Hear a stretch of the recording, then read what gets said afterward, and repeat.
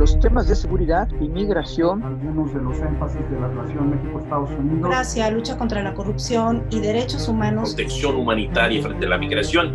El sentido de frontera de Estados Unidos. La cuarta parte de los inmigrantes en Estados Unidos son de origen mexicano.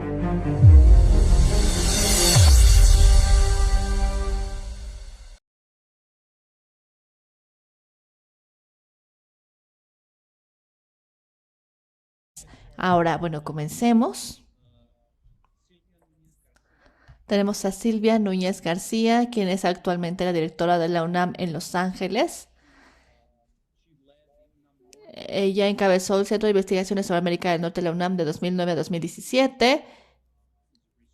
Y ella también fue investigadora, ha sido reconocida como investigadora asociada del Centro para Estudios Latinoamericanos y el Caribe de la Universidad Estatal de Michigan y ha realizado estancias de investigación en institutos de prestigio como la Georgetown University y la Universidad Jawaharlal Nehru de Nueva Delhi en la India.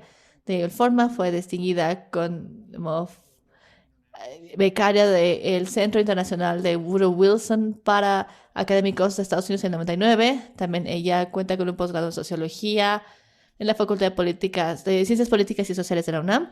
Ella es miembro del Consejo Directivo de la Red Internacional Metrópolis, también del Consejo del Instituto México del Centro Internacional de Woodrow Wilson para Académicos de Estados Unidos y Consejo Asesor de la Alianza de Investigación de América del Norte. Y tenemos también a Alfredo Corchado Jiménez, también es un periodista estadounidense y bueno, ha sido autor, también es corresponsal de Dallas Morning News, sobre todo a principios de los 90 empezó, sobre todo cubre temas del contrabando de drogas y narcotráfico en la frontera, también en El Paso, y también fue uno de los becarios del 2009. También tiene todo tipo de reportajes, incluida el trabajo de Maria Morris a través de la Universidad de Columbia. También ha tenido inclusive premios por su valor. También es el autor de muchos libros fantásticos. El primero fue Midnight in Mexico o Medianoche en México, de la travesía de un reportero cuando el país caía en la oscuridad. 4 amigos, 2 países y el destino de la migración mexicano-americana. Y bueno, también tenemos a John Moore, es un colega en Associated Press, ahora es fotógrafo y corresponsal especial para Getty Images. Ha fotografiado en 65 países de 6 continentes y fue publicado internacionalmente durante 17 años. Primero, bueno, regresó a los Estados Unidos en 2008 y se centró en temas de migración y fronteras desde ese entonces. Ha ganado premios a lo largo de su carrera, incluido el premio Pulitzer de 2005 a la fotografía de noticias de última hora, y en el 2018 publicó su propio libro, No Indocumentados, sobre la militarización y lo que ocurre en la frontera de Estados Unidos y México. Y bueno, tiene ahí varias fotografías recopiladas en este libro que representan 10 años de su trabajo en la frontera. Y esto está vinculado a la situación migratoria en Estados Unidos. También es licenciado también en la Universidad de Texas en Austin. Por último, también tenemos a Cao Sirenio, que es periodista de Costa Chica de Guerrero. Fue reportero del periódico El Sur de Acapulco y La Jornada de Guerrero. Y es locutor del programa bilingüe Tati Sabi, que se traduce como Voz de Lluvia, en Radio y Televisión de Guerrero y Radio Universidad Autónoma de Guerrero, la XEUAG. Y bueno, lo hace en los 2 idiomas y en la lengua Tunsabi. Actualmente es reportero del seminario Trinchera. Entonces, veamos. Ahora pasemos con Silvia.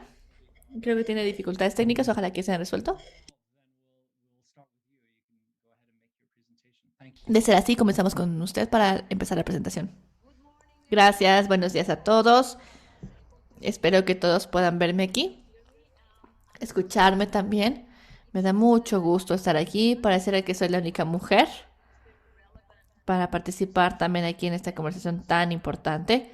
Permítanme mencionarles que yo no soy periodista, soy socióloga, pero por supuesto también he seguido la migración ya desde hace muchos, muchos años ya y por primera vez en mi vida soy migrante porque me acabo de mudar a los Estados Unidos para, bueno, por cuestiones laborales. Y me gustaría simplemente cambiar a mi idioma, que sigue siendo español. Quizás algún día sea chino, no lo sé.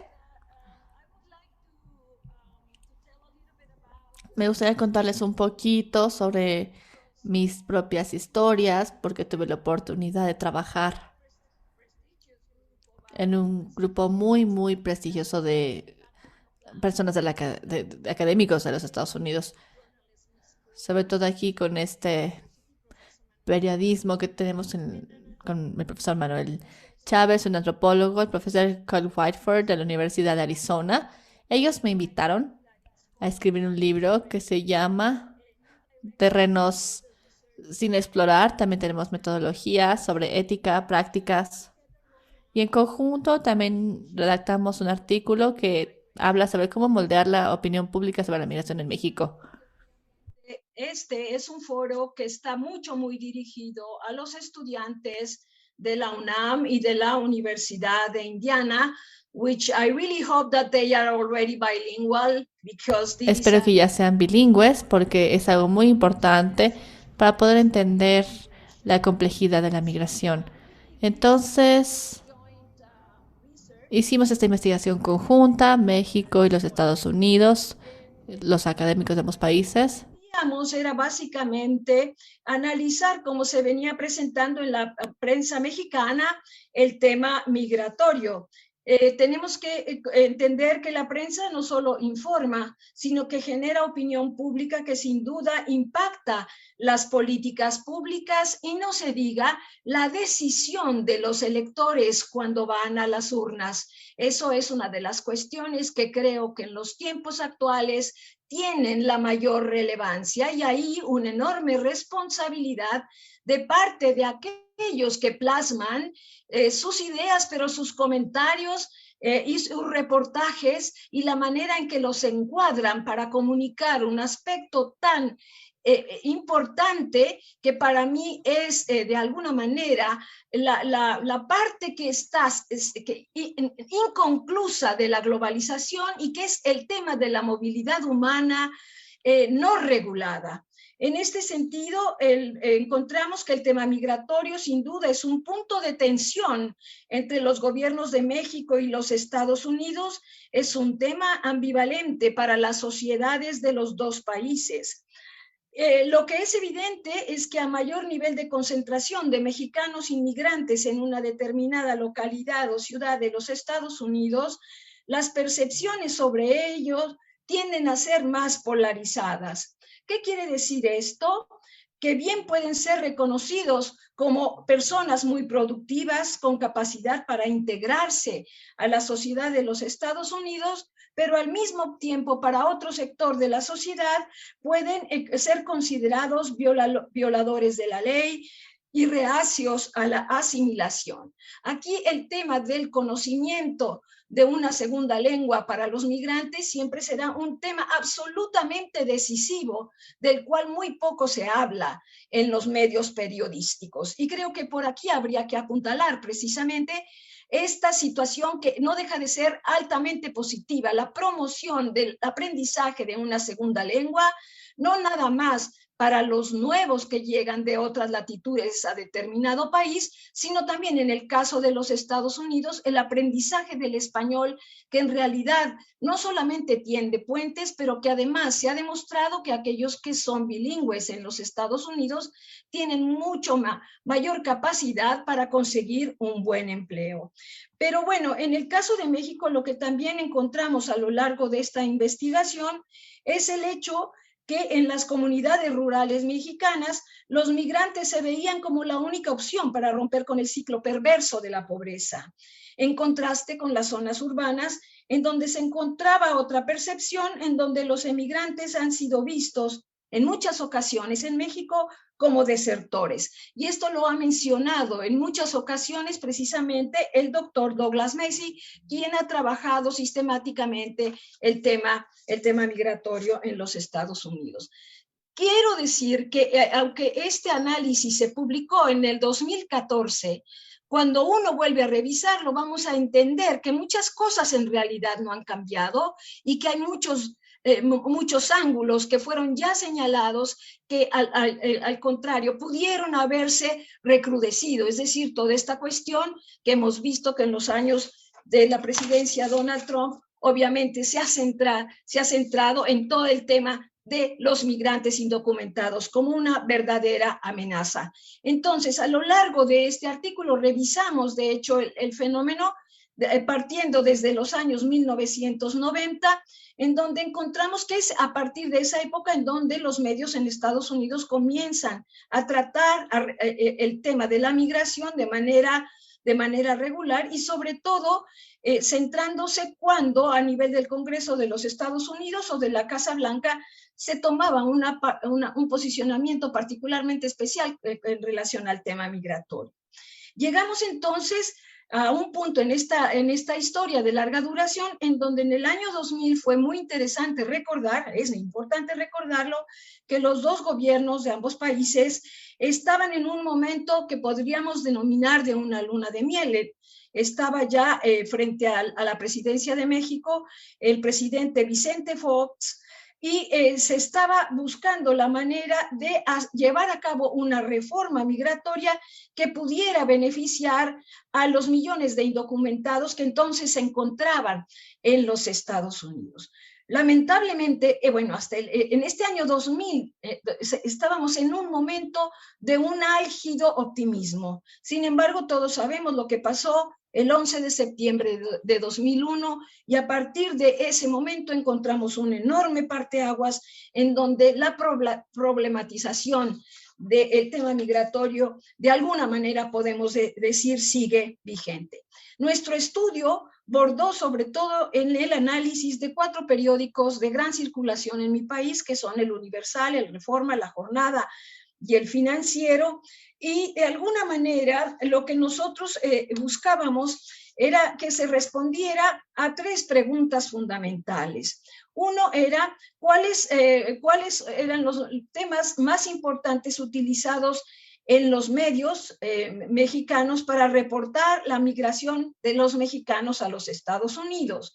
Una segunda pregunta era qué encuadres se estaban usando para que la prensa mexicana pudiera reportar en mi país la migración a los Estados Unidos.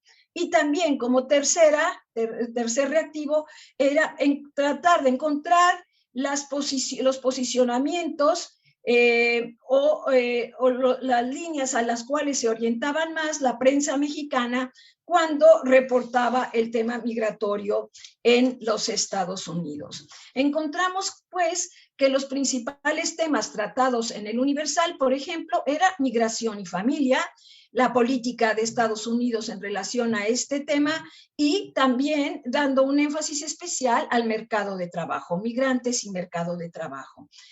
En cambio, en el caso del periódico Reforma, se hablaba del tema de la seguridad fronteriza y la violencia, la cooperación entre los gobiernos y obviamente la política de Estados Unidos en relación a los migrantes. En el caso de la Jornada, también se centraban en el tema de familia y migración, en el tema de las remesas, y la relación de estas con las familias, pero también en los temas de violencia y seguridad fronteriza. Yo quisiera señalar una cosa que me parece de absoluta relevancia en la actualidad y es el hecho de que ya ustedes son los expertos, tendrán los datos, muchas personas no recurren ya a los periódicos, a estos medios tradicionales, es decir, ni a la prensa de las grandes firmas, como los periódicos que ya señalé ahorita, o a las noticias o a los grandes noticieros de la televisión, sino básicamente al tema de las redes sociales y creo que ahí tenemos ahora una gran revolución. Pues sin duda el Internet ha revolucionado la manera en la que nos comunicamos. La explosión de las redes sociales ha tenido no solo efectos significativos a nivel de individuos, comunidades y sociedad en general. En aquella que aquí abordamos, pues hablar de migración y fronteras es de hecho hablar de las relaciones internacionales, podemos considerar que las redes sociales han empoderado a los ciudadanos al mismo tiempo que pone en jaque no solo a los diplomáticos, sino también a los políticos, pues ambos se enfrentan permanentemente al escrutinio público en proporciones que los medios tradicionales no logran alcanzar. David Bollier ha señalado que el Internet y otras tecnologías de la información no son más una fuerza periférica que incide en la conducta de los acontecimientos mundiales, sino un motor de cambio. El centro, pues, de esta transformación es sin duda su inagotable capacidad para diseminar información entre el público a una velocidad sin precedentes en la historia de la humanidad. En nuestra época, los costos para distribuir, almacenar o grabar información también han caído significativamente, por lo que el número de blogueros, periodistas ciudadanos o citizen journalists y activistas online muestra un ascenso particularmente significativo. Y bueno, pues ustedes también son expertos, hablaremos de la época de la posverdad y en qué momento se encuentra ahora la humanidad. Y como el tiempo se me acaba, déjenme pasar a una muy breve y general conclusión en relación a los señalamientos que hice. El tema de este foro, organizado por la Facultad de Ciencias Políticas y la Universidad de Indiana, es sin duda estratégico, y el hecho de que se esté abordando el tema de forma binacional es un gran acierto. Este tipo de foros, pero además programas académicos conjuntos son absolutamente indispensables para el abordaje de la compleja relación que México tiene con los Estados Unidos, en la cual obviamente en donde más reluce el tema de la necesidad de destacar el factor humano y la defensa de los derechos humanos es en la línea del tema migratorio. La relación de ambos países tiene que anclarse en la responsabilidad mutua. Si para este año ya 1 de cada 10 mexicanos, es decir, 12 millones de mexicanos nacidos en México viven ya en los Estados Unidos, la pregunta que todavía queda en el aire es cuál será el futuro para los casi 5 millones de mexicanos irregulares que ya están en la Unión Americana. El papel de los más media y de las social media son decisivos en cualquier escenario, puesto que estos son los que acaban dándole un marco a la conversación y al debate público. Desde mi punto de vista, los retos son múltiples en esta relación, pero los requisitos para desarrollar y consolidar una narrativa positiva sobre la migración son absolutamente imprescindibles. Para hacerlo requerimos de varias cosas como fundamentales. 1, voluntad política. 2, confianza y diálogo. 3, profundizar en el mutuo conocimiento. 4, organización entre actores. 5, la multiplicación de actores transnacionales y la construcción de liderazgos regionales, y además la creación y el fortalecimiento de instituciones regionales pro defensa de los derechos humanos. Muchas gracias. Thank you so much, Professor Silvia. You bring up some very Muchas gracias, profesora. Mencionó temas muy importantes que espero que podamos nosotros también hacerlo de esta forma. Bueno, nos da mucho gusto aquí poder hacer esto. También aquí la idea, sobre todo, que tenemos nosotros sobre el enfoque de cómo se cubre a la migración en México es un tema muy importante y nos interesaría mucho hacer todo esto, sobre todo para ver estas redes sociales. Nuevamente sabemos que es algo que, por supuesto, va a seguir muy en boga en este tiempo, en esta época. Vamos a tener más opiniones, más ideas, más políticas respecto a este tema, y creo que, bueno, son temas de suma importancia. Muchísimas gracias por ello. Ahora vamos a pasar con Alfredo Corchado. Ya la palabra es suya. Adelante, por favor.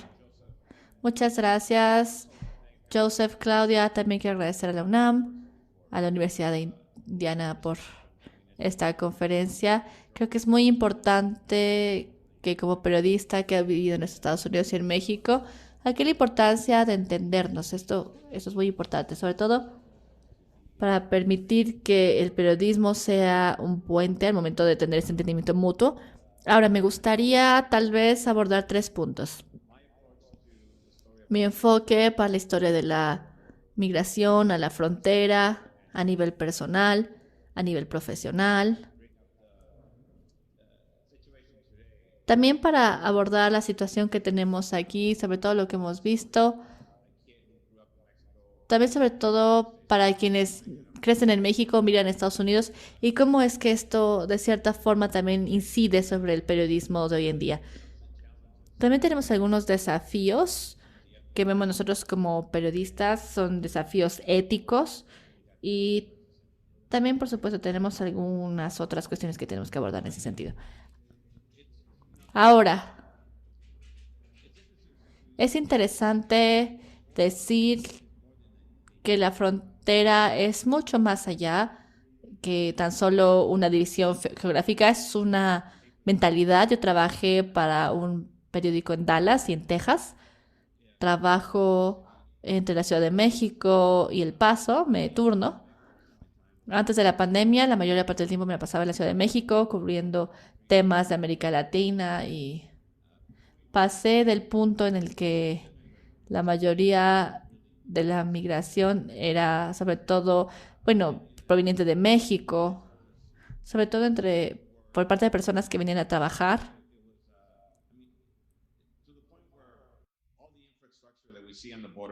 También aquí lo que hemos visto nosotros en la frontera simplemente es algo que nos ayuda sobre todo con la parte individual mexicana y en más casos, bueno, más hombres que mujeres mexicanas. Respecto a lo que vemos hoy en día, también vemos aquí, por supuesto, cuestiones que están mucho más orientadas a la familia, provenientes de América Central, también sobre todo más ahorita que vemos América Latina, por ejemplo, Ecuador. Hemos visto también a muchos peruanos, también a muchos brasileños inclusive. Pero mi historia básicamente tiene que ver con que, bueno, soy periodista, pero a la vez soy migrante. Yo vivía en un lugar en Durango, ahí en México, y nunca migramos por completo a Estados Unidos. Era un pensamiento, una idea que nos espantaba muchísimo cuando éramos niños. La idea de emigrar al norte era de miedo. Y lo hicimos porque mi papá era bracero, era trabajador. Y en 1942, durante la administración de Roosevelt, él pudo simplemente también traer más trabajadores para que ayudaran en los Estados Unidos, porque la mayoría de los hombres, vamos entre el 42 y 56, más o menos hubo como 5 millones de contratos que se le daban a los mexicanos para que fueran a ayudar en Estados Unidos, ya sea en los campos, en, no sé, por ejemplo, agricultura. Teníamos también algunas granjas de aves en la parte del oeste de Texas, en Arizona y después en el King Valley. Yo llegué al país cuando tenía 6 años, crecí en California y después vine al Paso. La razón por la cual vinimos fue porque mi padre básicamente tenía buen trabajo en Estados Unidos, pero quería regresar, quería empezar tal vez algún negocio, tener alguna tiendita, pero también siempre tenía como que esta atracción hacia los Estados Unidos porque, bueno, tenía trabajo durante el año. Entonces, después el patrón se dio cuenta de que de hecho estaba pensando en irse. Entonces, lo que hizo fue tramitar la legalización para mi padre. Eso fue en el 65. Entonces, bueno, salió la ley de migración. El patrón le dijo, ¿por qué no te traes a toda tu familia? Y como niño, yo viviendo en México, bueno, eso era una cuestión que no queríamos enfrentar porque nos encantaba vivir en México, nos encantaba ir al servicio, por ejemplo, de correos para escribirle cartas y recibir cartas de nuestro papá. Teníamos también por ahí una tiendita. Bueno, básicamente para nosotros era una vida ideal. Entonces, la idea de vivir en otro país, de dejar nuestro país, era algo que nos rompía el corazón. Entonces, en el día de hoy, al momento de entrevistar a las personas, me doy cuenta de que la idea que tienen los estadounidenses respecto a los latinoamericanos, mexicanos, centroamericanos, es que simplemente ellos no piensan que nosotros estamos muriendo por dejar nuestra casa. No, creo que es un poco exagerado, porque un minuto me dice, ¿sabes qué? Yo ya quería vivir mi comunidad porque hay personas que vienen de una comunidad de pobreza o violencia y también hay personas que vienen, bueno, de otras comunidades, pero también siempre quieren regresar con la familia. Nosotros fuimos de los que tuvimos suerte en Durango porque nuevamente mi padre pudo garantizar que tuviéramos una green card, pero básicamente fue toda una red de miembros de la familia, parientes, amigos, también simplemente todos nos unimos con la familia, con los amigos, sobre todo en el norte, en California y en Texas también. También fue la idea de que las cosas también funcionan muy bien en los Estados Unidos, pero también queríamos estar con nuestros primos, con mis hermanos. Yo creo que mi papá, por ejemplo,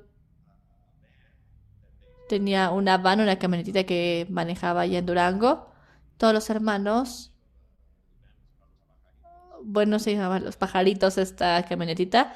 Y bueno, de repente nos convertimos como braceros, trabajamos en Estados Unidos, los hijos tuvieron su propio grupo, su propia banda musical. Y entonces, bueno, el día de hoy me pongo a entrevistar personas y verdaderamente me identifico mucho con ellos, como cuando yo era niño, con lo que vi en ese momento, con lo que veo ahora como reportero cuando cubro esta historia. Simplemente para que conozcan estas ideas que hemos estado cubriendo. Joseph mencionaba que en México vivimos en casas, pero sobre todo había no esta ilusión de regresar a este país. Es algo que extrañábamos, porque sabemos que nuestra casa, nuestro hogar, sobre todo, digamos, el México de acá, el México de Estados Unidos, pero había dos temas que de cierta forma se reunían en mí como periodista. Y eso era el hecho de ver a cómo América Central veía como México era el país de habilitadores, si lo quieren llamar así. En México son los habilitadores de los Estados Unidos, de esta charada, esta payasada que hacemos en Estados Unidos. También sobre todo, nosotros vemos la corrupción de todo esto. Pero también es todo una farsa, toda una payasada, porque sabemos que históricamente, bueno, está en el norte del mundo. Hay una razón por la cual las personas de Sinaloa, de Tamaulipas, de otras partes del país, de Jalisco, ellos tienen estas operaciones de cartel muy, muy poderosas. Hay algunas partes de México también que definitivamente gobiernan las comunidades en las que se encuentran. También tienen comunidades silenciadas, donde es casi letal ser un periodista allá. Y también tenemos las industrias de servicio, de construcción en Estados Unidos, que no sobrevivirían si no tuvieran una etiqueta, por ejemplo, de que provienen de México o de otras partes de América Latina. Entonces, una de las cosas que hice en los últimos años fue tratar de, bueno, como periodista, seguir la experiencia de un migrante. Y en los últimos 2 años he seguido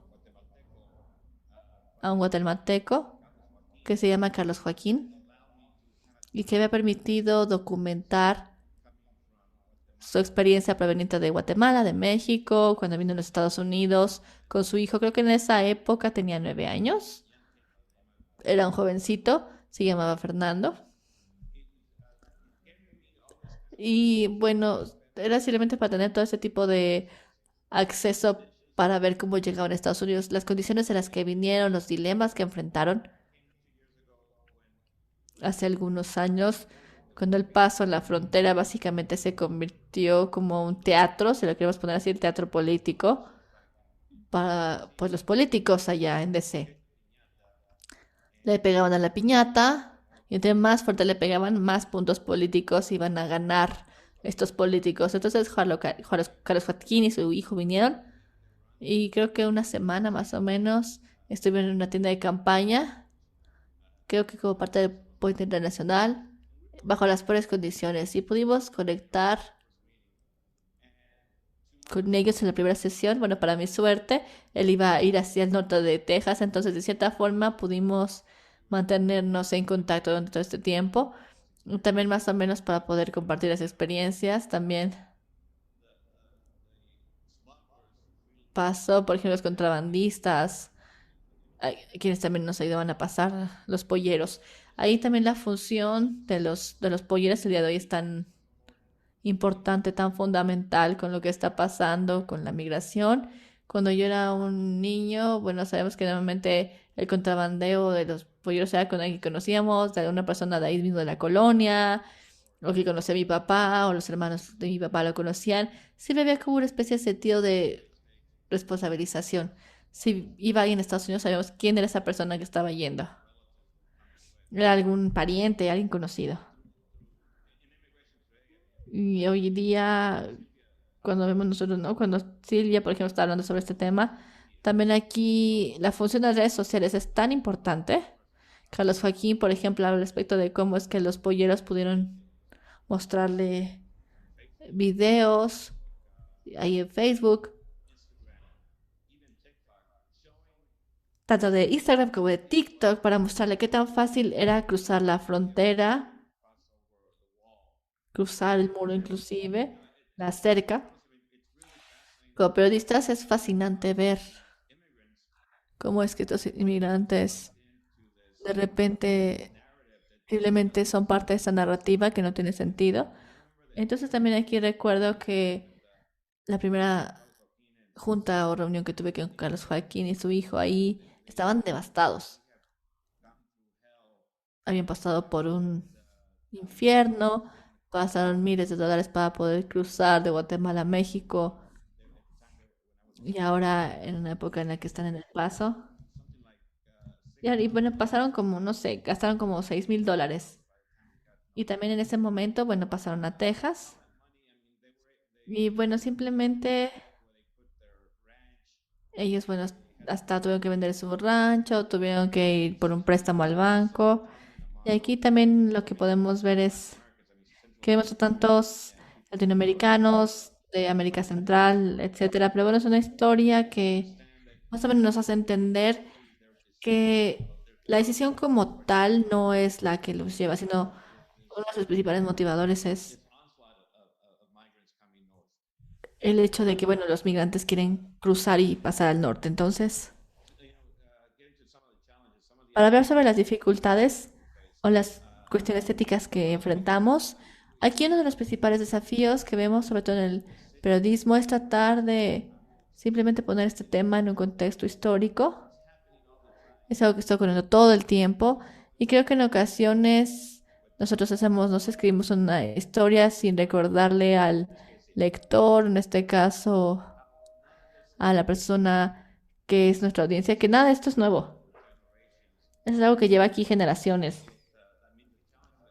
Y que más recientemente los desafíos que vemos hoy en la frontera pasaron inclusive bajo el gobierno de Obama, de Trump, ahora de Biden. Básicamente es algo que hay personas que dicen que es nuevo, pero no es nuevo.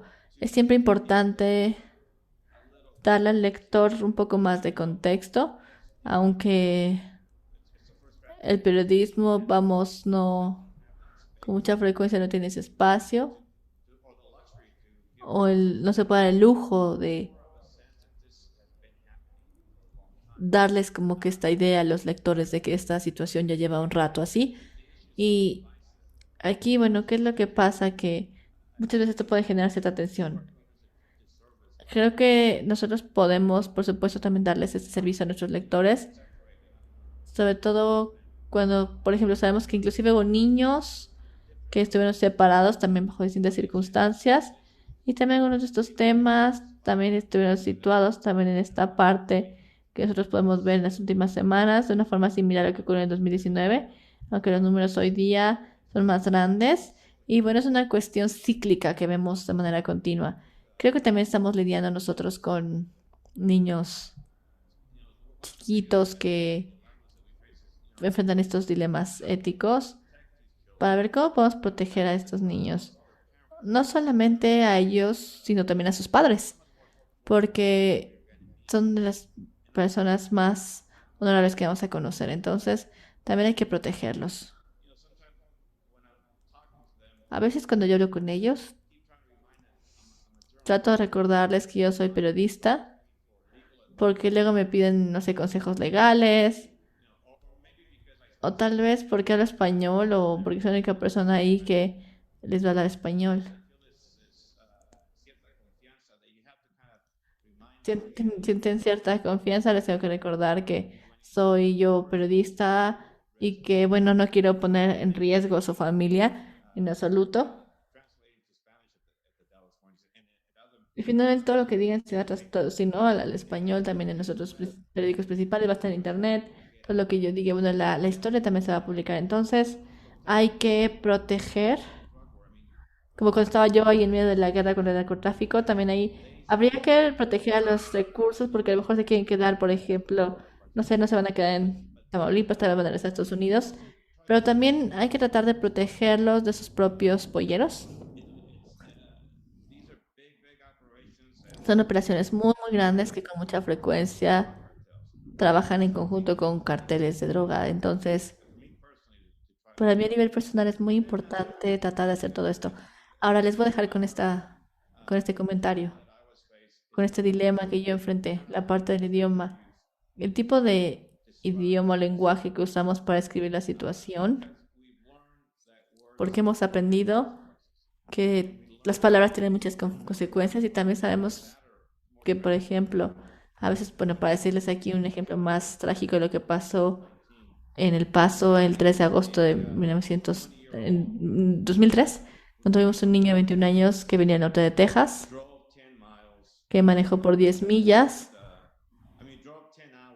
no 10 horas, 700 millas, y en sus palabras lo que quería hacer era detener la invasión hispánica de Texas. Y queda claro que este chico, este jovencito, no conocía para nada la historia de Estados Unidos y México. Y el hecho de que el sureste en algún momento le perteneció a México y me hizo pensar en las mismas palabras que usó el presidente Trump. Él tiene que detener la invasión. Sobre todo con esta idea de que los muros nuevamente nos separan a ellos de nosotros. Y recuerdo en esa época, el 30 de agosto, era el cumpleaños de mi papá. Y quedó claro.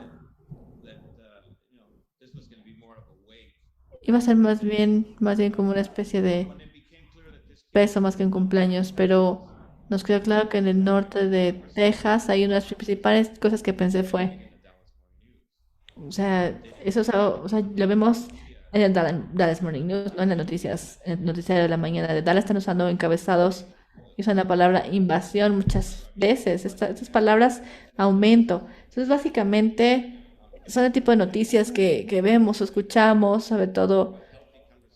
Habría que tener una conversación mucho más sana y decir, bueno, ¿cómo podemos abordar estos temas? ¿Cómo podemos usar el lenguaje adecuado que no esté inspirado por esta supremacía blanca? Y simplemente, bueno, para ver cómo podemos hablar sobre ese tema de lo que ocurrió en El Paso el 30 de agosto. Y bueno, aquí quedo a sus órdenes en caso de que tengan alguna pregunta o comentario. Me encantaría escuchar a John Moore, a nuestros colegas también un poquito más. Muchas gracias. Gracias, Alfredo. Hay también algunos puntos muy interesantes que queremos aquí aprender. Y aquí lo que quiero compartir es la importancia de humanizar también aquí, también respecto a lo que vemos para su propia experiencia. Y también se nos ayuda también a poder reportar esto con cierta sensibilidad, con mayor precisión, también más o menos para tener aquí una idea respecto a la historia. También es un tema que estamos aquí nosotros trayendo aquí a colación. Otra cuestión es sobre todo los temas éticos tan importantes en este punto para poder reportar en este sentido. Hasta podría ser una especie de tormenta perfecta también aquí, también para las áreas de concentración. Y bueno, esto es algo que espero que podamos nosotros simplemente podemos hacer en conjunto, porque también me gustaría escuchar la perspectiva de todos al respecto de estos temas que son tan importantes, estas cuestiones tan importantes. Ahora me gustaría pasarle la palabra a John Moore. Y les voy a enseñar también aquí simplemente unas fotografías. Muchas gracias, John. Ahora, bueno, vamos a pasar aquí a compartirles mi pantalla.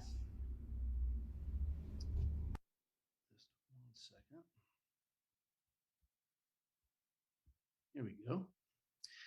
Now, can you hear me okay? Yes. ¿Ahí me escuchan? Muy bien. He trabajado yo en temas migratorios durante 4 administraciones presidenciales, sobre todo de manera mucho más continua en los últimos 10 años. Aquí mi interés empezó cuando regresé a los Estados Unidos. Trabajé en el extranjero durante 17 años de mi carrera, la mayoría de ellos sobre todo para la AP y para Getty Images, donde empecé a trabajar en 2005. Y al regresar a Estados Unidos me interesó mucho todos estos temas de cuando viví en la Ciudad de México por 5 años, en Nicaragua por 2 años, a principios de mi carrera. Y entonces fue muy interesante para mí que en 2010, también muchos de ustedes tal vez recuerdan, en Arizona, donde tenemos nosotros aquí, no sé, una especie de ley xenofóbica que era la SB 1070. En ese proceso fue donde yo vi que la xenofobia empezaba ya a despegar verdaderamente en Estados Unidos. Y sobre todo esto de manera, bueno, como que culminante llegó a la Casa Blanca como uno de los temas principales. Entonces, lo que empecé a hacer fue ver en América Central, aquí por ejemplo, es una playa que vimos sobre todo en un servicio funerario para un chico que fue secuestrado y fue asesinado. Y después, bueno, yo estoy seguro que esta persona no sabía qué es lo que decía la playera que le pusieron en ese punto. Probablemente se la compraron tan siquiera en una tienda de segunda mano. Podemos verte a ti, pero no vemos tu pantalla, ¿eh? Ah, ok. A ver. Un segundito. Gracias por avisarme porque... ¿Sí, no? Es que sí quiero ver las fotos.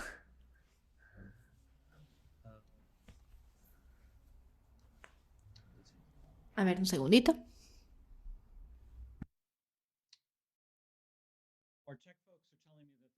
Oh, we got it. Okay. Ahí está ya. Perfecto. Muchas gracias. Gracias por avisarme. Y bueno, como no han visto esas imágenes, yo las estaba viendo. Las conozco muy bien. Nuevamente, este es el servicio que decía funerario. Entonces, bueno, pasé cierto tiempo en América Central, en México, tratando de mostrar las causas raíz. Y también vimos que estas imágenes, bueno, ya les había avisado que son un poco crudas. Esto es en Acapulco, por supuesto, sabemos nosotros que es conocida por el turismo por muchos años. Sí, es conocida por el turismo, sobre todo con los turistas mexicanos a nivel nacional, pero también muchos también de los distintos extranjeros han visto que ha caído porque ha habido problemas con el narcotráfico. Esto acaba de ocurrir hace algunas semanas. Hubo un funeral en Guatemala, no otro, para un grupo de migrantes que fueron masacrados en su camino a los Estados Unidos, me parece que en enero. Y bueno, sigue ocurriendo. Ahora, parte de los temas en los que nos vamos a enfocar son estos temas de salud. Este chico tiene problemas de columna vertebral muy graves. Su papá se fue a los Estados Unidos a trabajar y después la patrulla fronteriza lo deportó. Entonces, no solamente no tiene los $6,000 que necesitaban para esa cirugía, sino que tienen también, ya tuvieron una muerte muy terrible. Entonces, tenemos también este tema que nos lleva a ver la muerte que enfrentan las personas, sobre todo para llegar a Estados Unidos y para empezar aquí la vida. Es una locura cuando vemos cuánto ganan y cuánto deben.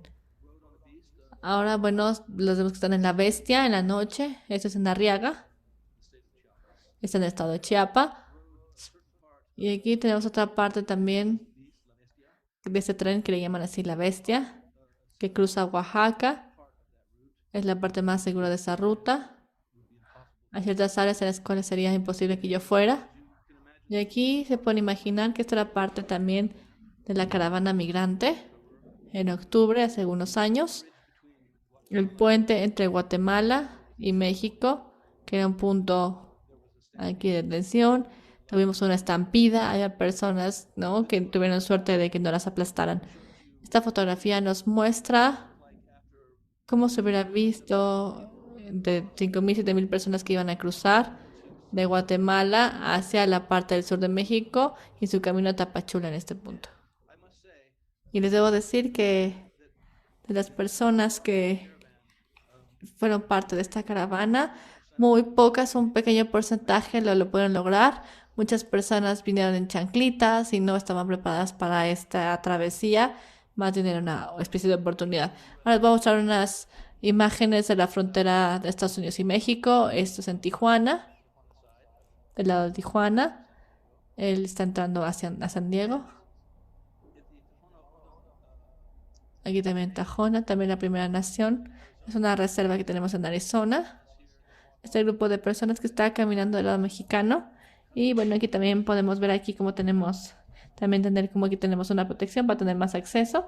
Y también vamos a hablar un poquito después sobre el acceso que vemos aquí en la patrulla fronteriza y en CBP, que la patrulla fronteriza que de cierta forma también se ha visto afectada en cierta medida durante la administración de Biden. Aquí esta persona es un vigilante en la frontera de Ricón, de Arizona. No les gusta que les llamen vigilantes, pero bueno, sí son vigilantes.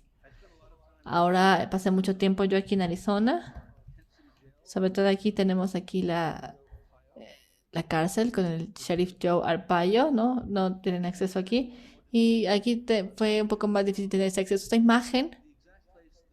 El lugar exacto de donde nosotros tenemos aquí la situación donde tenemos niños en jaulas o en este tipo de celdas. Eso fue en el 2014, antes de que llegara Trump a la presidencia. Entonces aquí, estas cercas que vemos aquí, ya las están reemplazando. Estas instalaciones en McAllen están ahorita siendo remodeladas y se están simplemente quitando la parte de las cadenas o del metal y le están colocando plástico. También aquí tenemos unas instalaciones que, por supuesto, son terribles condiciones para los niños migrantes. Aquí también he cubierto deportaciones. Es una deportación de ICE. Aquí tenemos también en Guatemala. Tenemos a familias que, bueno, se reúnen porque cuando las personas regresan a casa, normalmente con un $10,000 de deuda, bueno, sabemos que por supuesto que les reciben con un globos y con flores y todo para recibirlos, pero no quiere decir que sea una situación feliz. Aquí tenemos a Yanela Sánchez. Ella tenía 2 años en ese momento cuando se tomó esta fotografía. Ella me mantuve en contacto con la familia. Muchos de ustedes puede ser que recuerden esta fotografía hace un par de años. Sobre todo, más o menos, en esta política de cero tolerancia de Trump. Esta foto fue controvertida porque muchos lo usaron para mostrar la separación de los niños. Yo nunca supe que los separaban, pero en las redes sociales las personas rápidamente se alebristaron con los hechos. Y bueno, para mí, buena suerte, me di cuenta que la mamá y la niña seguían juntas. Yo sigo en contacto con ellas y la ayudé a conseguir un abogado gratuito y bueno, simplemente seguimos trabajando en su caso. Ahora les voy a mostrar otra fotografía del último mes. Aquí también he trabajado sobre temas de migración, también sobre todo ahora que regresé para cubrir cuestiones de COVID. Aquí está en El Paso. Está en la parte de Ciudad Juárez, en esa parte de la frontera. Aquí, en el Washington Post, hace unas semanas, estaba abordando este tema de cómo es que la administración de Biden también ha, de cierta forma, ajustado la administración para que tanto, sin importar, bueno, si el presidente demócrata o republicano, y ellos estaban diciendo que la razón por la cual esto ocurre es debido a COVID y quieren tomar precauciones. Al mismo tiempo, creo que todos sabemos, tenemos docenas y docenas de lo que les llaman ellos delegaciones de congresión, porque pasan a estos centros de detención y que llegan a la parte fronteriza. No pareciera un pretexto correcto para mantener a los periodistas fuera de las instalaciones. Por supuesto que los periodistas han cubierto cuestiones de COVID y se han mantenido también seguros en este último año. Esta fotografía la tomamos ayer. Es la última serie de imágenes que son lo más frescas posible. Aquí pueden ver, a lo mejor no lo pueden saber o no, pero bueno, aquí en el hotel, el Quality Inn en Roma, Texas. Y este es en la frontera de México y Estados Unidos, es en un pueblito. Las personas cruzan el río, caminan estas vías y bueno, se entregan normalmente a la patrulla fronteriza y a sus agentes. Aquí tratar de cubrir la historia sin tener acceso desde el gobierno es difícil. ¿Por qué? Porque sabemos que la tierra federal es justamente donde donde cruzan las personas. Tenemos aquí más personas cruzando también, más que en otros sectores en general y combinados. Sabemos aquí que la regional también es donde la mayoría de las personas también vienen, no solamente familias, sino también personas que tratan de buscar trabajos. Aquí en esta imagen, esto fue justo debajo de un puente donde tienen un centro. Por supuesto que somos intrépidos. Nosotros siempre tenemos una forma de cubrir la historia de cualquier forma. Siempre la vamos a cubrir de una u otra forma. Y esta última serie, bueno, les muestra rápidamente que es de anoche. Esa es la razón por la cual, si yo empiezo aquí como que a divagar un poquito, les puedo decir que, bueno, no dormí muy bien porque me mantuve despierto toda la noche porque estaba cubriendo cómo es que la gente cubría aquí en el río. La razón por la cual pude tomar aquí fotografías es porque tuve el permiso de un propietario aquí a quien le interesaba que se cubriera la historia. Este es aquí un oficial de Texas. Aquí también la patrulla fronteriza recibe a las personas que cruzan. Cuando pensamos sobre los temas éticos, aquí el tema principal es que, bueno, nosotros estamos aquí fotografiando personas que justo llegan al país. Y la idea detrás de esto es que, bueno, yo justo lo recibí y también yo hablé con los polleros, con los coyotes, porque ellos piensan que yo normalmente piensan que soy yo un funcionario y piensan que les voy a pegar, ¿no? Y que les voy a detener, pero no voy a hacer eso. Entonces yo hablo con las personas ahí y trato de hacer que se sientan cómodos.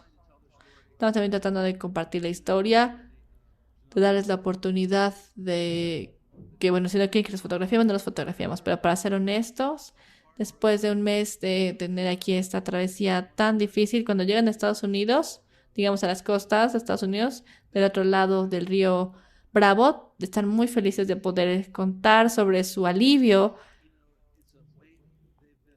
Es un peso que simplemente se les quita. Cuando hablamos con las personas decimos, ¿sabes qué? Dame los detalles. ¿Cuál fue la parte más difícil aquí de tu travesía? Muchas personas simplemente dicen México.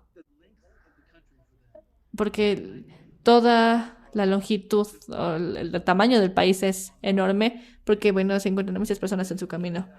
Y muchos van muy felices de contarme, verme y platicarme lo que vieron.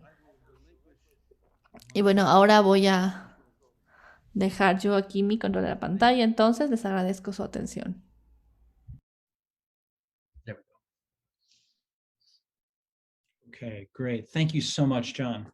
Muchas gracias, John. Lots of things to think about. Nos das muchas cosas en las cuales pensar. Siempre nos afecta el aspecto emotivo de estas fotografías. Y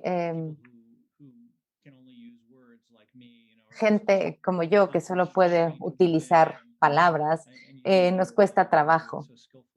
Lo haces de una manera tan buena. Me imagino que hay retos físicos, sin duda riesgos calculados, pero siguen siendo riesgos que corres para obtener esta información y ofrecérsela al público. Me parece una labor admirable. Y todo el tema de acceso, me encantaría saber más sobre ello. Me parece que hay una especie de paradoja. Uno esperaría que esta administración fuera más amigable con la prensa, pero no siempre es así. Ahora me gustaría ceder el micrófono a un habitante de... muchas gracias, Causirenio.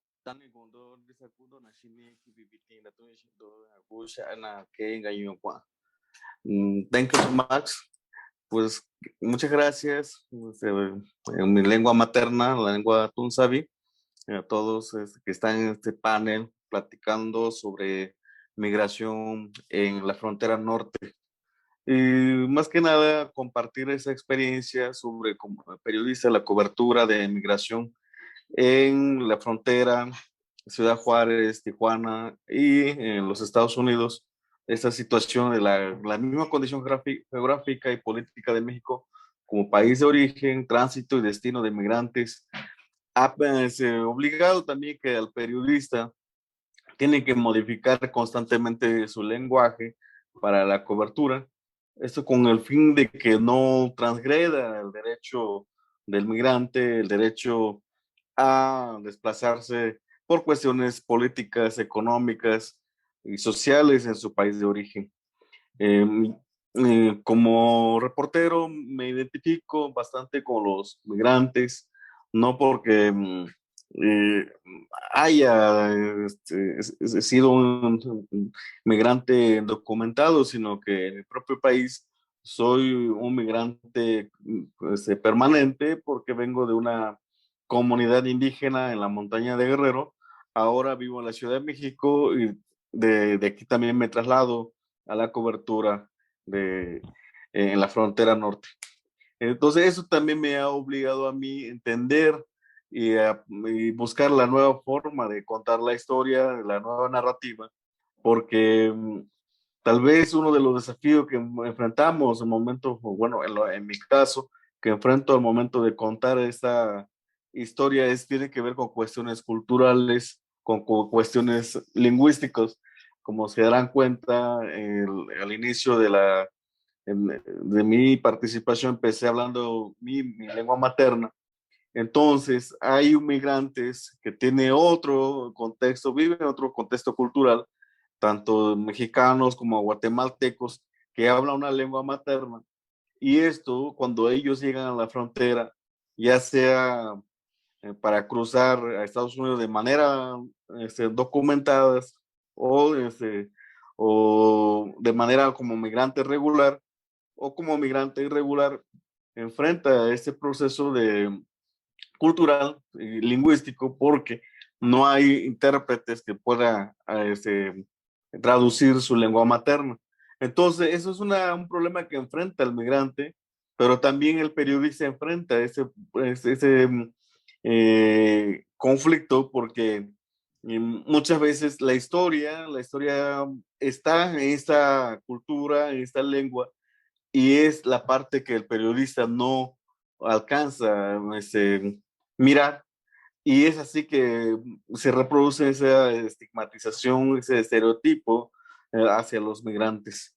Entonces, lo que se plantea, o lo que tenemos que replantear es cómo utilizar el lenguaje sin violar los derechos humanos, sin estigmatizar a los migrantes, porque esto es un problema muy constante que se reproduce en los medios mexicanos.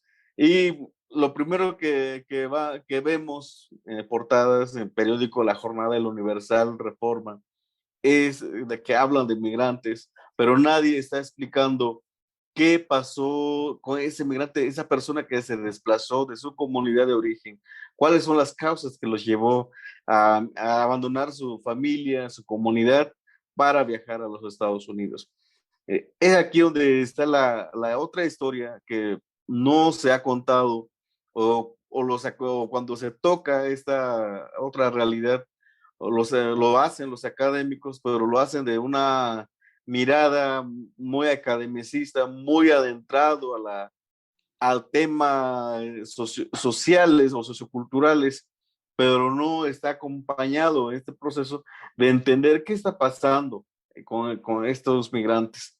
Que lo pongo como ejemplo, el caso de Guerrero, el Estado vive una violencia política, social, delincuencial, y que ha obligado que miles de migrantes estén ahora esperando corte en Tijuana para poder obtener asilo político por cuestiones de violencia que vive en su estado.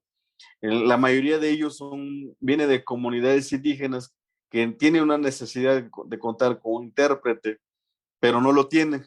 Otra parte de la población viene de la parte alta de Guerrero de la Sierra, hablan un español, pero no un español bien fluido, que puede entender cuáles son los fenómenos que hay en esta zona. Si llegamos a Tijuana, leemos de que hay migrantes en los 17 albergues organizados en la ciudad fronteriza. Solo se habla de que hay migrantes, pero nadie habla qué pasó, qué hay detrás de ellos y qué se ha contado de ellos. Y el problema está de que el periodista solamente es un contador público de la historia, solamente recoge la información, cuenta la cantidad de migrantes que llegan, cuenta las cantidades de albergues que hay, y ahí a partir de ahí se está convirtiendo en un solo registro sistemático de la población que está migrando, pero nadie está contando esta realidad que hay detrás de este fenómeno, cuáles son las causas. Entonces, ahí es donde tenemos que cambiar esa narrativa, tenemos que empezar a explicar estos fenómenos que están sucediendo en los países, lo pongo en México, caso de Guerrero, pero en México hay 3 estados considerados de muy alta marginación como Guerrero, Oaxaca y Chiapas. Y curiosamente son los estados también que tienen el alto número de migración hacia los Estados Unidos, hacia Canadá, pero nadie está registrando por cuáles son las causas que lo han obligado a abandonar su país. Luego entonces el periodista debe de adecuar su lenguaje, buscar nuevo trato de cómo tratar la historia y cómo abordar este proceso sin convertirse en parte de la historia. Porque eso es el dilema de que el periodista muchas veces se traslada dentro de la historia y pierde la noción de lo que quiere contar. Y también se convierte en un observador, es un simple observador que está ahí presente viendo lo que pasa, pero no recoge otra forma de narrar. Entonces, si aquí en pie de página, el medio en que escribo actualmente sobre migración, es un espacio que se ha dedicado exclusivamente a contar en temas sociales, derechos humanos, y ocupa una parte esencial de lo que es migración. ¿Por qué ocuparse de migración? Porque, como ya lo decía un principio, México es país de origen, de destino y de tránsito de migrantes. Entonces, se tiene que contar este proceso, pero desde una óptica de derechos humanos, de respeto a la dignidad humana y de inclusión de todo esto. Y luego, entonces, en pie de página estamos tratando de entender como medio, como portal digital, donde el tema principal es migración, tratamos de entender qué está pasando, por qué este desplazamiento, pero también hemos contado historia de lo que ha pasado más allá de los migrantes, sobre todo ahora en COVID. Pudimos platicar con migrantes vía telefónica, pudimos tratar de entender qué estaba pasando, y fue así cuando narramos regresar en ceniza a México, porque gran parte de los migrantes que fallecieron en Nueva York, en Chicago, eran migrantes mexicanos y que muchos de ellos no tuvieron acceso a la salud y muchos de ellos murieron en total abandono y en soledad porque no tenía con quién relacionarse. Entonces es un tema que nos debe de preocupar y nos debe de buscar nueva alternativa y nueva forma de llevar esta historia sin que eso se convierta en morbo, sin que eso se convierta en un registro meramente de contabilidad, sino que eso se convierta en una historia de vida de cada uno de los migrantes que han abandonado su país en busca de lo que ellos creen que sería el mejor o lo mejor y que no lo encuentran. Es una lucha constante de la cual tenemos que cambiar la narrativa y construir un nuevo lenguaje de inclusión de los migrantes. Thank you so much. Muchísimas gracias. Verdaderamente mencionas unos aspectos importantes a considerar, puesto que la diversidad de las personas que llegan de México me parece que es algo que se pierde en la traducción, por lo menos del lado norteamericano de la frontera. Me parece que muchas veces el lector o la persona promedio en los Estados Unidos cree que la historia de los migrantes comienza cuando cruzan la frontera. Sin embargo, hemos escuchado de ti y de algunos otros panelistas el día de hoy que es parte de una larga historia que necesita ser narrada y contada de tal manera que podamos comprender el momento en el cual llegan a la frontera en un intento por entrar a este país. Me parece que tenemos muchas preguntas y hay una que he visto que ha aparecido varias veces y que tiene que ver con la ética. Esta es una pregunta para todos ustedes y me parece que la pregunta se encuentra en el contexto de la fotografía.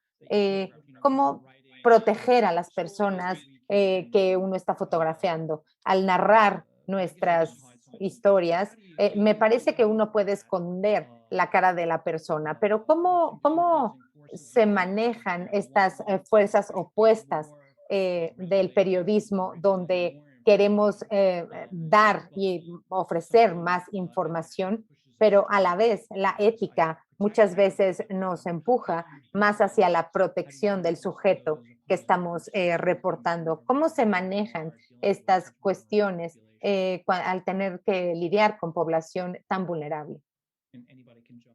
Y siéntanse libres de responder.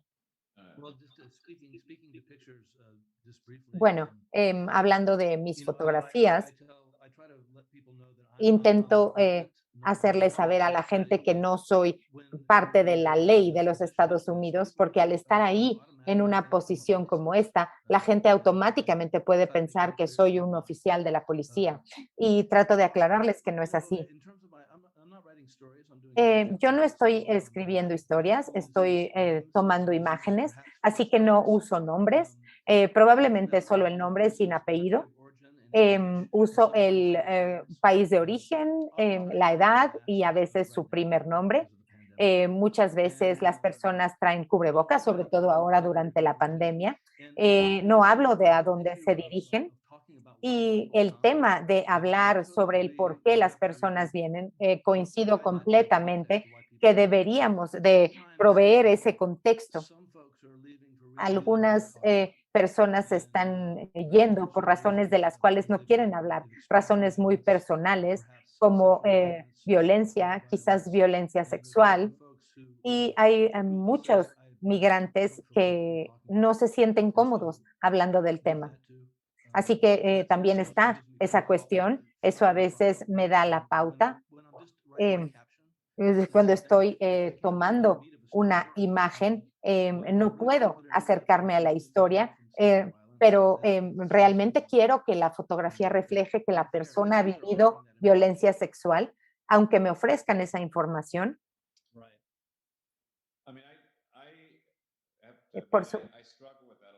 Bueno, yo me enfrento a ese problema, pues muchas veces no tengo un fotógrafo a mi lado.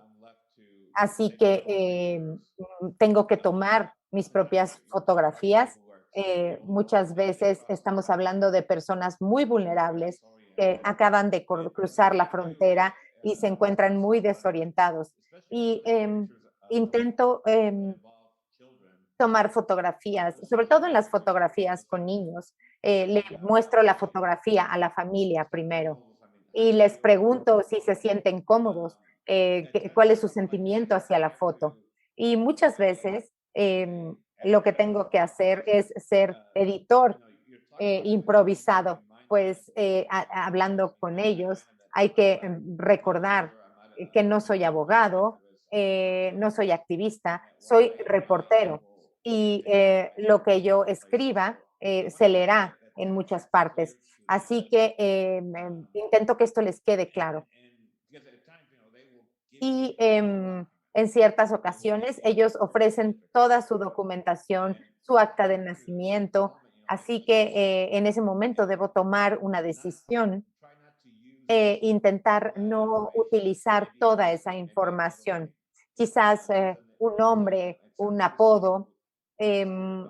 Hace poco hubo un caso de unos migrantes que estaban cruzando el muro y estaban lastimados y la patrulla fronteriza los recogió y les dijimos que estábamos lastimados y simplemente nos deportaron a México. Así que ese es un cargo muy serio para la patrulla fronteriza. Ellos ni siquiera quieren abordar el tema a menos que haya nombres, etcétera. Y bueno, de regreso en el albergue, tengo que explicar eso a los migrantes y a las personas, pero los migrantes mismos se sienten tan tan insistentes, son tan insistentes en que use sus nombres, sus edades, la fecha en la cual cruzaron, la hora en la que cruzaron. Así que regresamos a la patrulla fronteriza con toda esa información y ahí decidimos utilizar sus nombres completos y una vez más, ellos verdaderamente necesitaban usar esa información, pero esa es una de las raras ocasiones en las que hacemos eso. Ellos han vivido situaciones terribles y lo último que quiero es dificultarles aún más su situación. Así que, al igual que John, me parece que a veces lo menos que use de información para mi historia, me siento mucho más cómodo. Y bueno, ha habido veces en las que los padres dicen, no quiero que la fotografía de mis hijos aparezca y hablo con mis editores y les pido si pueden borrar esa fotografía o considerar otro ángulo, pero ese es el momento en el cual realmente extraño tener a un periodista fotógrafo junto a mí. Yo no quisiera, tengo que lidiar con esos aspectos, así que por favor, John, avísame cuando andes por ahí. Muchas gracias. Y eso también lo que me ayuda a decir una historia más amplia es que las fotografías están ahí, pero desaparecen. Las cosas están sucediendo frente a mí en mi visión periférica, así que tengo que tomar decisiones sobre qué es lo más importante. También tenemos el tema con el video. Si estamos tomando un video y se nos va algo, eso sucede mucho ahora con los periódicos y con las agencias de prensa. Los fotógrafos tienen que hacerlo todo y me parece que es en tiempo real. Es muy difícil. Por supuesto. Doctora Silvia, ¿cuál es su impresión, su visión desde el punto de vista sociológico de todo lo que se ha hablado?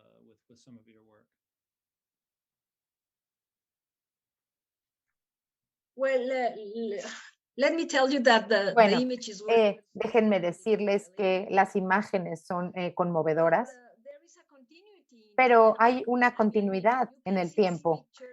Podemos ver estas fotos desde hace muchos años y no hemos sido capaces de encontrar una manera en la cual hacer de esta situación.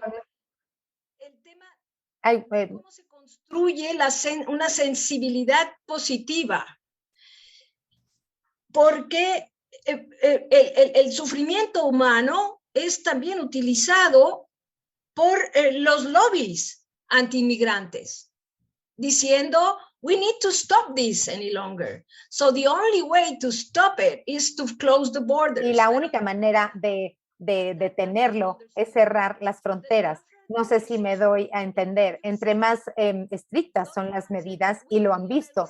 Donald Trump dijo, hemos sido muy exitosos porque tenemos menos personas intentando entrar por la frontera. Incluso el caso de Israel y Palestina y los territorios palestinos. Hay muros inmensos que realmente han reducido los ataques terroristas. ¿Me entienden? Entonces, me parece que es una situación complicada, que no hemos sido capaces, no hemos podido. Es tan complejo que me parece que es necesario que vaya acompañada de una narrativa que también hable del éxito tan grande que hay después del sufrimiento. Y se requiere que esto se comunique al mismo nivel. Todas las historias de éxito de los migrantes rara vez son contadas. ¿Por qué sucede eso? No sé, tengo toda esta complejidad de temas en mi cabeza. Y algo que siempre me sorprende mucho es que la mayoría de las imágenes que se han producido son en la frontera México-Estados Unidos, pero los verdaderos actores cruzando México reconocen que los mayores peligros se encuentran dentro del territorio mexicano. Necesitamos enfocarnos de manera más precisa en la tragedia que está teniendo lugar dentro de México. La tragedia que hay no solo para los extranjeros que están intentando usar México como país de tránsito, pero también para los mexicanos que están viviendo en un país con tantos peligros. No sé si estoy siendo políticamente incorrecta, pero necesitamos unir todo esto. No es una cuestión que debe pasar únicamente por los canales de los acuerdos gubernamentales, sino también por parte de la sociedad civil uniéndose para comprender que la migración sigue siendo indocumentada un gran negocio, ¿sí? Está manifestando que es el tema crítico de la globalización, en donde tenemos que convertir a la migración, construir como el gran suceso y la posibilidad de una globalización positiva. How do we bring together these tragedies with ¿Cómo hacemos para combinar estas tragedias con la posibilidad de un éxito? Interesantísimo. Los albaneses estuvieron siendo los que sufrieron las imágenes llegando a Italia. Once they were successful in Italy, nobody talks about Una vez que fueron exitosos en Italia, ya nadie habló de los albaneses. Es decir, los migrantes no positivos, por decirlo así, vienen de otros países. Y ellos dicen, ahora que somos exitosos, la historia cambia hacia otro lugar. Esto sucede de la misma forma en América. Los italianos, la mafia, ahora son tan exitosos que los americanos admiran a los italianos. Así que llegará un momento en el cual necesiten admirar a los mexicanos y a los centroamericanos, pero dirijámonos hacia allá para unir estas dos narrativas, el éxito y el sufrimiento, y de en qué forma se comunican. cómo es que el dolor y el sufrimiento pueden ser menores, cómo podemos protegerlos. Pues bueno, observemos aquellos que han tenido éxito. No sé, no sé si me explico de manera exitosa. Me parece que es una explicación muy inteligente y algo muy interesante es que donde yo vivo, en Connecticut, en Stanford, está a 1 hora de la ciudad de Nueva York y tenemos una gran población guatemalteca. He pasado mucho tiempo en esa comunidad tomando fotografías, distintas actividades, el inglés como segunda lengua y programas existentes. Y trabajo no trabajo para un periódico, trabajo para un sistema en línea. Así que ellos tienen que publicar lo que yo tomo y la cantidad de fotografías que se publican es realmente muy pequeña en comparación con lo que existe. Sigo intentándolo, pero los editores y el público, no lo sé, parece ser que les interesa mucho más la parte de las dificultades. Y esa es, bueno, plantea una discusión enorme de cómo podemos hacer para resolverlo. Y tiene que ver con la ética también. Sí, me parece que yo pasé por lo mismo con Associated Press. A menos que la historia que uno está contando tenga lugar en la época de la Navidad o algo así, a los editores no les gusta mucho este tipo de temas. Incluso si sale en la red, no es tan popular como una tragedia. Esas son las historias que captan la atención del público. Joseph, iba a decir que mi historia, mi sueño durante los últimos 20 años ha sido sobre reportar sobre el mejor burrito en la frontera, en Juárez o en El Paso. A mí me interesaría esa historia. Siempre hay una crisis humanitaria que cubrir y no llego a reportar sobre eso. Bueno, estaría muy interesante que tomaras un par de fotografías y las subieras a Instagram. Eso sería un tema viral. Pero el tema, esto nos lleva a la pregunta del público, en la cual específicamente Alfredo, para parafrasear un poco, el tema que Alfredo abordó, dado que tú estás tan íntimamente conectado con esta historia por tu historia personal, sientes que de alguna manera esto modifica tu capacidad para ser objetivo desde un punto de vista periodístico. Me gustaría darle a Alfredo la oportunidad de responder y también preguntarle a los demás miembros del panel. Esto plantea la pregunta de si nuestras historias sobre la migración afectan de alguna manera, están teniendo un efecto y si es ético intentar cambiar las políticas a través de nuestro trabajo o ya sea a través de conocer a las personas, de verlos de una manera más favorable a través del trabajo. ¿Te parece que es un tema ético o que impide la objetividad periodística? O con tener el público más grande. Tengo que admitir que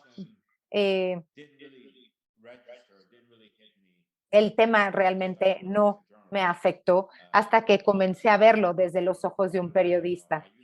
Cuando algunas personas lo mencionaban, si yo seré la persona más adecuada para contar la historia como migrante. Y siempre es, hoy en día podemos hacer una búsqueda en Google y ahí se ve que yo era un migrante y que trabajaba en el campo. Y cuando surgió la idea de ser periodista, llegó un equipo de televisión a entrevistar a niños para ver cómo se sentía, que era trabajar en el campo en condiciones muy pobres, y pensé, wow, estas personas se tomaron el tiempo para conocer mi historia. Pero siempre he visto esa historia y ese pasado mío como un aspecto positivo, como algo que me fortalece, algo que me ayuda, no solo para ser empático y para ser mucho más comprensivo hacia lo que estoy cubriendo, pero también me representa un reto para asegurarme que tengo ambos lados de la historia. Sobre todo cuando hay una cultura tan divisiva. Cada vez que hago una historia sobre migración, sé que mi correo va a estar lleno de comentarios del estilo de regresa a México. Pero creo que eso me plantea un desafío muy personal, asegurarme que estoy cubriendo todos los ángulos y todos los puntos de vista. Así que esa es mi percepción al respecto. Tengo una pregunta que tiene que ver con esto para Cao, y es, tú como escritor para una comunidad muy específica en una lengua indígena, ¿cómo ves tú este tema de objetividad? En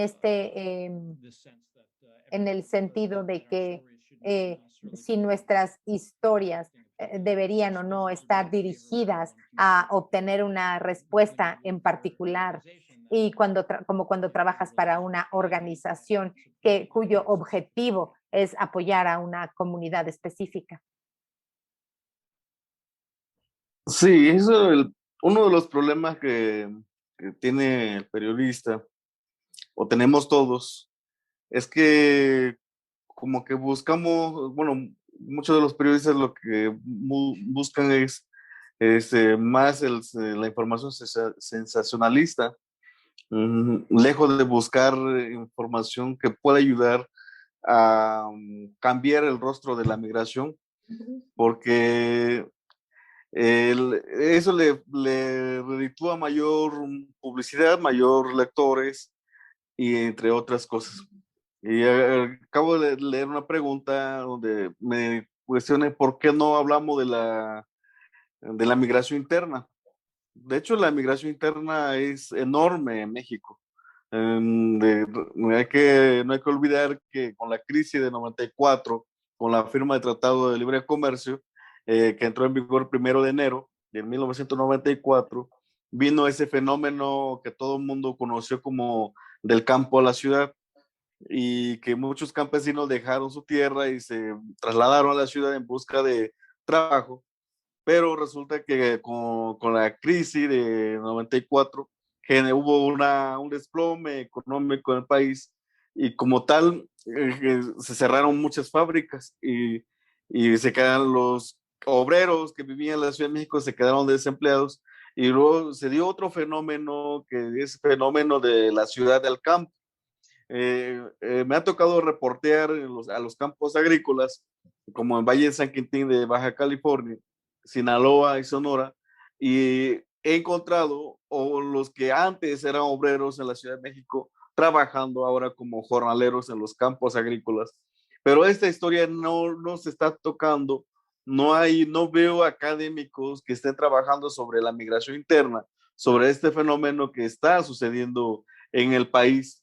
Entonces, el problema está de que si no analizamos esta situación desde un punto de vista periodístico, académico, acompañado, creo que va a ser muy difícil también poder contar la historia de los migrantes transnacional, porque ahora estamos hablando de un fenómeno de migración transnacional, porque llegamos a Estados Unidos y encontramos migrantes de todo el mundo, o en Tijuana o Ciudad Juárez están los migrantes de Centro y Sudamérica, están migrantes de Asia, están migrantes de África, pero no se está contando esa historia, no se está viendo ese rostro de esas personas. Entonces, tenemos que volver a entender por que los migrantes que están en Estados Unidos, esos migrantes irregulares que trabajan en los campos agrícolas, como en el Valle Central de California, en la península de Florida, en los trabajadores de Moccale, los trabajadores de Arkansas o los trabajadores de Washington, que están trabajando en condiciones paupérrimas, en condiciones insalubres, pero están ahí. Sin embargo, también hay otro fenómeno que muy poco se está analizando, el fenómeno de migrantes con visa de trabajo H2A, que son los que enfrentan el mayor problema en los Estados Unidos, porque viven prácticamente en condiciones de prisioneros, con esa amenaza de que si tú no cumples con el contrato, si tú no atiendes la situación por el contrato por el cual te trajimos, ya no te vamos a dar oportunidad para que vuelvas a venir a otro año. Entonces, y como lo repetí en un principio, uno de los problemas que tienen esos migrantes es la comunicación, la lengua. Entonces, si esos migrantes no tienen intérprete, no tienen forma de entender lo que se le quiere transmitir, vive en situaciones muy difíciles, en una condición deplorable. Entonces, están esos fenómenos que poco se está atendiendo como periodistas, poco lo estamos viendo, y como académicos no veo ese trabajo. En Estados Unidos hay agencia que ha hecho trabajo de supuesta investigación o acercamiento con los migrantes de H2A.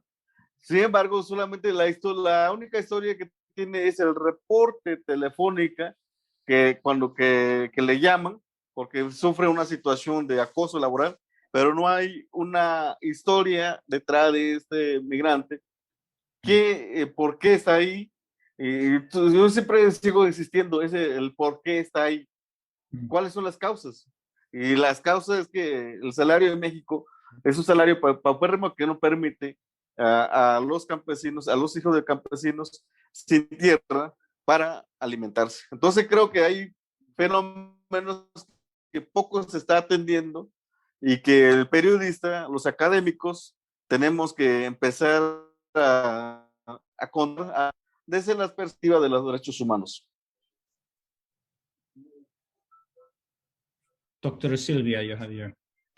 Yo nada más quisiera señalar una cosa que vuelve a estar ausente en nuestra discusión, y es el hecho de que a través de la prensa de todo tipo y de las redes sociales se habla de la lucha en contra del narcotráfico, pero hay que realmente explorar con mucho detenimiento, porque esas no son noticias nada frecuentes, el tema de la persecución a los traficantes de personas y a los introductores de migrantes a nivel internacional. Me parece que ese es un tema muy ausente, no hay un seguimiento de que se ha detenido a una banda que se dedica a esto, se habla exclusivamente, aunque sea un negocio que tiene que ver con las drogas, pero habría que focalizar dónde están estos detenidos, de dónde vienen, cuántos han detenido México, los Estados Unidos, cuáles son las políticas a nivel, diría yo, regional o continental, para poder de alguna manera luchar en contra de este cáncer, que es un negocio a nivel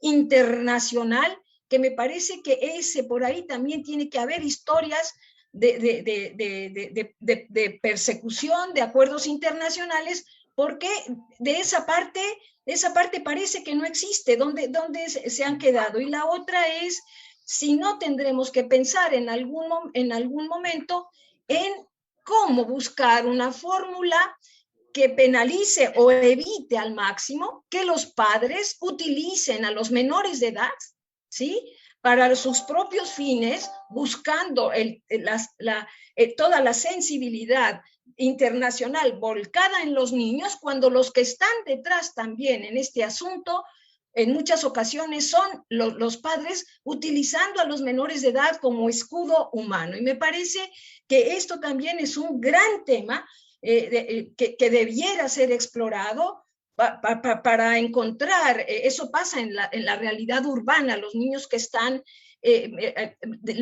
haciendo de limosneros son utilizados, son un ejército completo. ¿Y dónde están los adultos? ¿Dónde están los adultos que son de alguna manera los que los empujan, los que los obligan precisamente a exponerse a todo este sufrimiento? Okay. Creo que el papel es en conjunto, ¿no? Cuando se trata de los narcos o los coyotes y el papel de los padres, o sea, uno viene con el otro. Exacto. Y estoy completamente de acuerdo, es una gran historia que tenemos que explorar mucho más. El papel del coyote hoy día, cómo ha cambiado, cómo es mucho más sofisticado que hace décadas. Estoy de acuerdo. Sí. And Alfredo, didn't you do a story recently about? Alfredo, ¿no escribiste tú una historia recientemente? Sí, la historia que escribí fue sobre los sofisticados que se han vuelto estos grupos, incluso en los últimos años. Muchas veces son estos traficantes y coyotes los que hablan con los papás y se llevan a sus hijos. Ellos buscan cualquier señal, cualquier rendija en las políticas para introducirse. Cuando el presidente Biden dijo no vamos a repatriar niños o adolescentes, vimos que eso sucedió. Así que estoy de acuerdo con la doctora Silvia. Es algo en lo que debemos involucrarnos mucho más y dar una mirada mucho más profunda. Pero me parece que la historia es tan cambiante y tan fluida. Hay cambios todos los días y aunque no lo crean, esa está en mi lista de historias por escribir, regresar a América Central y reportar sobre esto. John, en algunos de tu trabajo, mencionaste que hablar con algunos de estos coyotes. ¿Cómo entra este ángulo y este aspecto en tu trabajo? Bueno, es muy interesante, pues por lo general no tengo acceso a los coyotes o a los polleros. He estado fotografiando el cruce de personas en la frontera por mucho tiempo y es muy difícil conseguir fotos de personas en balsas, puesto que los polleros tienen un control muy talentoso del lado mexicano de la frontera. Están ahí todo el día y su único objetivo es verme a mí. Y digamos que los jefes no son muy comprensivos si no hacen bien su trabajo. Puedo ser muy sigiloso, pero ellos me verán. Así que el reto de tomar esas fotografías hoy en día y lo que está sucediendo en este lugar en Roma, Texas, es que los coyotes se han convertido en personas aclamadas por los fotógrafos. Y de hecho nos preguntan si hay patrullas con nosotros, puesto que una vez, hace poco, un patrullero saltó de la nada y acuchilló la balsa de algunos migrantes, asustando a todos. Y no fue él, se lo llevaron de ahí y no lo regresaron, puesto que la ley tiene que o detener a las personas o dejarlas entrar. Pero si hacen algo que no es una de esas dos cosas, la gente se hunde y se ahoga. Así que a los coyotes les preocupa mucho que las personas, los periodistas, sean para ellos unos actores negativos. Así que es muy interesante. No he logrado tomarles fotografías. Las fotos que vieron de anoche son muy raras para mi carrera, porque rara vez logro verlo. Vieron cómo tuve que llevar todo un sistema de iluminación conmigo, porque de otra manera los periodistas fotógrafos tenemos que seguir a los camarógrafos para usar su luz y eso es realmente patético. Así que llevé mi propio sistema de iluminación. Muy bien. ¿Había algo que querías agregar, Cao? We can't hear you. You're muted. Está en mute. Bueno, listo. Listo.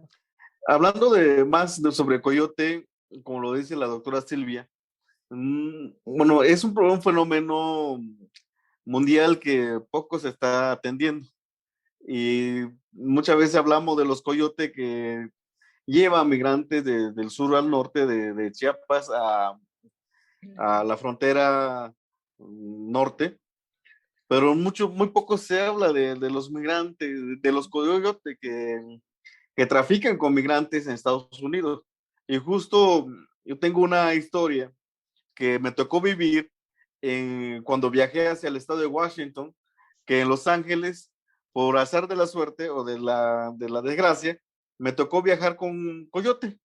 Y todo porque no desconocía cuál era el medio de transporte de Los Ángeles hacia Washington. Llegué al Grand Hall en Los Ángeles, pedí boleto, pero alguien me dijo que era mejor trasladarme de raite. Y las personas que me llevó de raite eran coyotes, eran traficantes de migrantes que tienen casa de seguridad en Los Ángeles, donde nos llevaron a varios compañeros y de ahí nos trasladaron hacia Washington. Y de lo que pude descubrir de ese viaje es que esa red de coyote en Estados Unidos están tan conectados porque hablaban por teléfono que tenían contacto en Chicago, en Nueva York, en Arkansas, en Florida, en toda parte de Estados Unidos tenía alguien que estaba esperando a un migrante. Aquí no estamos buscando, yo no estoy buscando ponerle a descubierto de los migrantes que están viajando al interior de Estados Unidos. Lo que estoy poniendo y tratando de poner ahí en discusión es que cómo estos migrantes, estos coyotes, abusan de sus condiciones para obtener mayor recurso económico para trasladar a un inmigrante. Y lo digo porque con un migrante de Guatemala que se llevaron de Los Ángeles a Seattle, la propuesta inicial era de que le iban a cobrar $150. Cuando llegamos a Seattle, el costo de ese coyote que estaba pidiendo el coyote era de $500 de ese viaje.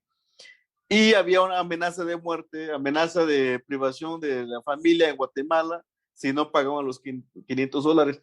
A mí me preocupa mucho porque a veces se estigmatiza en México de que los mexicanos somos los coyotes y nosotros abrimos la frontera. Sin embargo, en Estados Unidos, esa red de coyotes que están ahí, ¿quién lo está investigando? Porque, así como lo dice la doctora Silvia, hasta ahora no hemos visto que haya caído una red de coyotes y que hayan sido sancionados. Ni en Estados Unidos, ni en Guatemala, ni en México. No vemos esta investigación hacia los coyotes. Entonces es un problema que no se está atendiendo y los periodistas poco lo cuentan.